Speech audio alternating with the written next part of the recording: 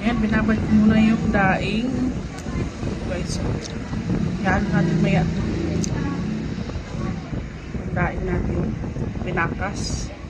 Sa ating saroyo. Meron tayo itong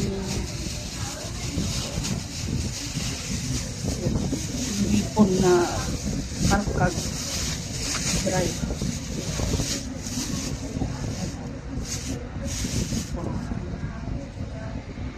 Saluhin natin. Dapat yung nadahin natin guys para matanggal yung alat. Ito. Ating puso ng saging guys. Oh, ayan. Palambutin na natin. Sama yung laman ng gabi. Ang usok.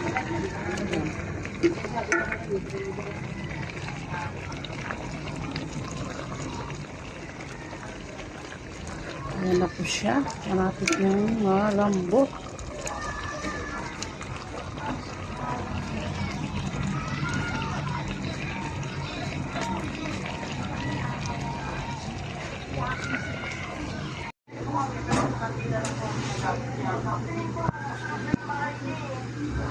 Iniimbestigahan pa ng PFA.